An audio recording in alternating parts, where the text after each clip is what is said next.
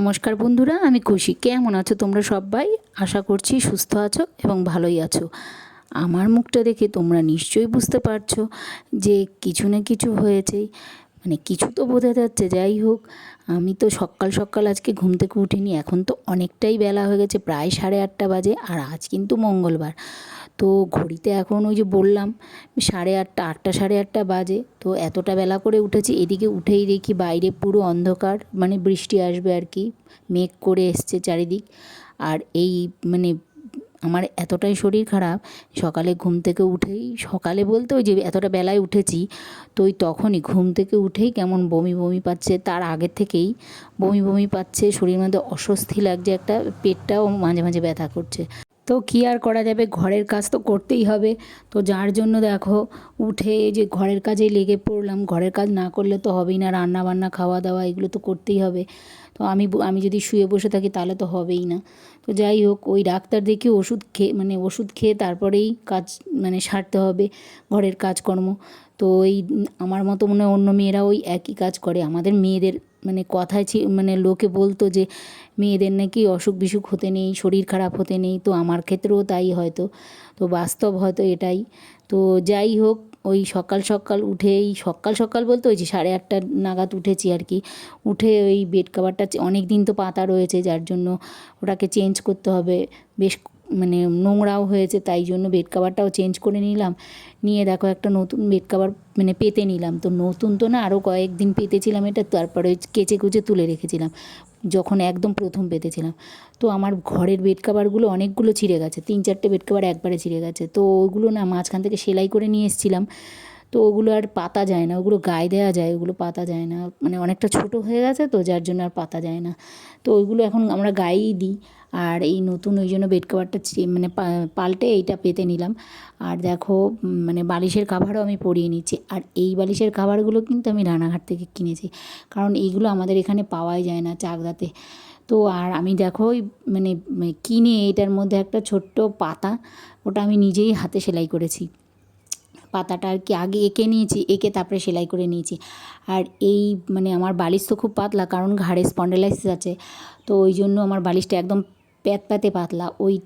এটা কিন্তু আমার বালিশ, আর ওই বড়টা কিন্তু ওই ছেলের বাবা ঘুমায়। তো ওই জন্য আমি একদম প্যাতপ্যাতে এই বালিশটার এই কভারটাই হয়, এই কভারগুলো। আর যদি ছোটো কভার একটু পাতা হয় তাহলে এটা উঁচু হয়ে থাকে, এমন শক্ত হয়ে থাকে, উঁচু মানে মানে মোটা হয়ে থাকে। তো আমার তখন আবার ঘাড়ের সমস্যা হয়, যার জন্য আমি এই পাতা পাতা বালিশই ব্যবহার করি। তো এই দেখো ওইদিকে কাজ সেরে কোনো রকমে এই দেখো ভাতও বসিয়ে দিয়েছি। ভাত বসিয়ে তারপরে চলেছি ওই চাটা খেয়ে জামা কাপড় ছেড়ে তারপরেই রান্নাঘরে ঢুকেছি। তো ভাতও বসিয়ে দিয়েছি। এদিকে দেখো ওই ভাতটা না ওই ট্যাবের জলটা দিয়ে বসালে না, মানে মানে রোজের জল আর কি যেটা আসে সেটা দিয়ে বসালে না কেমন একটা গন্ধ গন্ধ লাগছে। জানি না বর্ষাকালে হয়তো ওরা কোনো পাউডার টাউডার দিচ্ছে হয়তো, তো ওটা পরিশোধন হতে আর কি। তো যার জন্য না বাসি জল দিয়ে কাজ করতে হচ্ছে বা ভাতটা করতে হচ্ছে, যার জন্য ওই বড় দেখো 2 লিটারের বোতলটা আমি ফাঁকা করে ফেলেছি। ওই জলটা দিয়ে আমি আজকে ভাতটা বসিয়েছি, দেখবো কারণ মানে গন্ধ হয় কি না। এই 2 দিন খুব গন্ধ হয়েছে, ভাতই খাওয়া যাচ্ছে না। তো আর দেখো এদিকে মুদি বাজারও অনেক কিছুই মুদি বাজার এনেছি, সব কিছু আমি ওই ব্যাগের মধ্যেই রয়েছে, তোমাদেরকে এই যে দেখালাম। এই দেখো কত কিছু কিনে, সাবান, তারপরে বাসন মাজা সাবান, গ্লুকন-ডি, আমুল দুধ, তারপরে কানের বাইট 2টো এনেছিলাম। আর একটা কোথায় একটা রয়েছে, আবার 2টো নারকেল তেল, ব্লিচিং পাউডার, কর্নফ্লাওয়ার, বিট নুন, তারপরে সন্দক লবণ, একটা টর্চ, তারপরে 1 গাদা শ্যাম্পুর পাতা, আরও কী কী যেন এনেছিলাম টুকিটাকি, আরও কী কী এনেছি ওগুলো বোধহয় খাওয়া আছে, লজেন্স এগুলো এনেছিলাম। তো এগুলো তো খাওয়া হয়ে গেছে, এগুলো এখন ওই যে নিচে নামিয়ে নিয়েছি, এগুলো গুছিয়ে নেব যার জন্য। তো এই তারপরে দেখো ওই দেখো আমি ডালও হয়ে গেছে প্রায়, ডালটাও মানে প্রায়ই হয়ে গেছে, ডালটা নামিয়ে ফেলবো। ডালটা নামিয়ে রান্না করব। দেখো লোটে মাছ, ওই লোটে মাছটার জন্য আমি পেঁয়াজ টেয়াজ কেটে নিয়েছি। আর মাছটা আগে কালকে ধুয়ে ফ্রিজে রেখে দিয়েছিলাম, ওটা ভালো করে আবার ধুয়ে নিয়েছি। ধুয়ে নিয়ে তারপরে নুন হলুদ ওই মাছের মধ্যে মাখিয়েছি। আর এদিকে কড়া বসিয়ে কড়ায় সর্ষের তেল দিয়ে তারপরে নুন হলুদটা মাখিয়েছি, কারণ তেলটা গরম হবে ততক্ষণে, আর আমিও মানে মানে নুন হলুদটা মাখাতে পারবো। আর এদিকে তেলটা গরম হতে হতে আমি মাছে নুন আর হলুদ মাখিয়ে আস্তে আস্তে মাছটাই আমি রান্না করেছি ভেজে, হালকা ভেজে। তোমরা কেউ এইভাবে খাও? কমেন্ট করে জানিও তো। ওই আমি না ওই মাছের শুনেছি লোটে মাছের ঝুড়ো হয়, যেটা আমার বাবাও খুব পছন্দ করে, কিন্তু আমরা আবার ঝুড়োটা আমাদের ছেলের বাবা পছন্দই করে না। আগে তো খেতই না, আমরা খেতে খেতে আমাদের সঙ্গে অভ্যাস হয়, আমি আর ছেলে খুব ভালো খেতাম আগে, ছেলে তো এখন আর মাছ খায় না।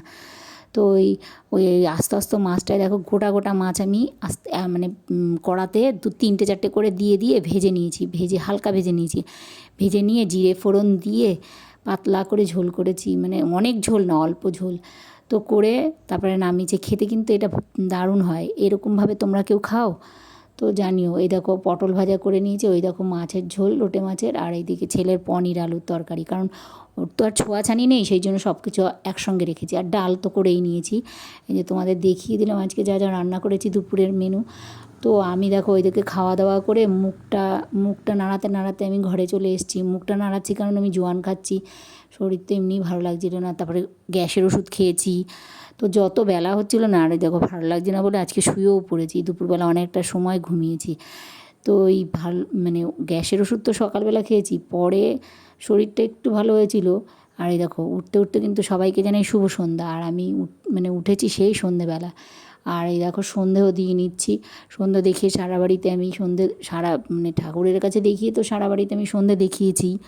আর দেখো ঘুম থেকে উঠেই দেখছি গা কেমন ম্যাজ ম্যাজ করছে, ওই সকালবেলা ওই বমি বমি লাগছিল, তো এই পরে একটু গ্যাসের ওষুধ খাওয়াতে ঠিক হয়েছিল, কিন্তু এই দুপুরে যে শুয়ে ঘুমিয়ে পড়েছি, তারপরে এই সন্ধ্যাবেলা উঠে দেখছি গা ম্যাজ ম্যাজ করছে, কেমন গা হাত পা প্রচণ্ড চিবাচ্ছে আর কি, যাকে বলে ব্যথা করছে। তো অন্য ওই প্রবলেমটা কমেছে, বমি বমি ভাবটা কমেছে, কিন্তু এখন আবার হাত পা ভীষণ ব্যথা করছে। জ্বর কিন্তু আসেনি একটুও, তবে ওই গা হাত পাই ব্যথা করছে প্রচণ্ড পরিমাণে। তো আর কি করার, ওই পরে দেখি ওষুধ খেয়ে নেবো বলে আর কি তখনও খাইনি, যেহেতু জ্বর আসেনি সেহেতু প্যারাসিটামল খাইনি। আর দেখো ওই আমি ফ্যানের সুইচটা দিতে দিতে এই প্রদীপটা নিভে গেছে, তার যদিও কিছুক্ষণ পরে ফ্যানের সুইচটা দিয়েছি সন্ধ্যা দেওয়ার, তো তারপরে ওই দেখো প্রদীপটা নিভে গেল, যার জন্য আমি সন্ধে বন্ধ করে নিভিয়ে আর কি তারপরে আবার জামা কাপড় ভাঁজ করতে এসেছি, গোচ্ছের খানিক তো জামা কাপড়। উপর থেকে অনেকক্ষণ আমি নিচে নামিয়ে নিয়ে এসেছি, কিন্তু ওই শরীর খারাপ যে, ওই জন্য চেয়ারের ওপর এক চেয়ার ভর্তি করে রেখে দিয়েছিলাম তলা মোজা করে। তো ওই কালকে গিয়েছিলাম সেই ইয়েতে আর কি, ওই যে ঠাকুর দেখতে রথের, সেই জামা কাপড় সব তো ধুয়ে দিয়েছিলাম, কারণ বৃষ্টি হয়েছিল 2-3 বার, কাদা ভর্তি ছিল, সেইগুলোও ধুয়ে দিয়েছিলাম। সেইগুলো সব আবার সবসময় পরা জামা কাপড়, ছেলের বাবাটা তো রোজই কাচতে হয়। তো তোমাদের সঙ্গে তো আমি 2-3 দিন ব্লগে শেয়ারই করছি না, কাচাকাচি আর জামা কাপড় মেলা টেলা এগুলো তো শেয়ার করছি না, ওই জন্য জানতেও পারছো না তোমরা। তো ওই দেখো সমস্ত জামা কাপড় আমি ভাঁজ টাজ করে নিলাম। আর দেখো এই জামাটাও আমি পরে গিয়েছিলাম না রথের মেলাতে, এই ভাঁজ টাজ করে রেখেছি কেচে। এই জামাটা না এক জায়গায় না পেছন দিকে না সামনের দিকে বোধহয় এক জায়গায় ছিঁড়েও গেছে। আর দেখো এই যে সকালে আমি কিন্তু গিয়েছিলাম ব্যাংকে দুপুরবেলা, তার মধ্যে এই শরীর খারাপের মধ্যে ডাক্তার দেখাতে গিয়েছিলাম। তো মাথাটা তো সবসময় যন্ত্রণা করছে, তা ডাক্তার দেখাতে গিয়ে একবারে একটু ব্যাংকেও গিয়েছিলাম দরকারে। আর দেখো ওই যে সন্ধেবেলা তো দেখলেই তোমরা, আমি সন্ধে দিয়ে নিয়েছিলাম। তো সন্ধে দেওয়ার পরে ওই ব্যাংকের বইটা আর ইয়েটা আমাদের সমিতির তো ওইগুলো দিয়েও এসেছি একটা জায়গায় আর কি, একটা বাড়িতে দিয়েও এসেছি। আর এসে দেখো চা করে আমি চা নিয়ে বসেও গেছি। আর এই বিস্কুটটা দেখো এনেছিলাম আজকে, আমি যখন ব্যাংকে গিয়েছিলাম আর ডাক্তার দেখাতে তখন নিয়ে এসেছিলাম। তো এটাকে এস বিস্কুট বলে, কত আগেকার দিনের, আমরা ছোট্টোবেলায় এগুলো খেয়েছি। আর এখনও দেখো এই বিস্কুটগুলো এখনও পাওয়া যাচ্ছে কিছু, একটা দোকানে আমি দেখি, এইগুলো সব দোকানে পাওয়া যায় না, বেকারি বিস্কুট তো এগুলো। তো ওই এস বিস্কুট দিয়ে চা খেতে দারুণ মজা লাগে। আর একটা আছে না ঝাল ঝাল কাঠি কাঠি বিস্কুট, ওটা দিয়েও দারুণ লাগে খেতে। তো ওই ঝাল কেমন ইয়ের মুখ তো, তাই খেতে ভালোই লাগছিলো।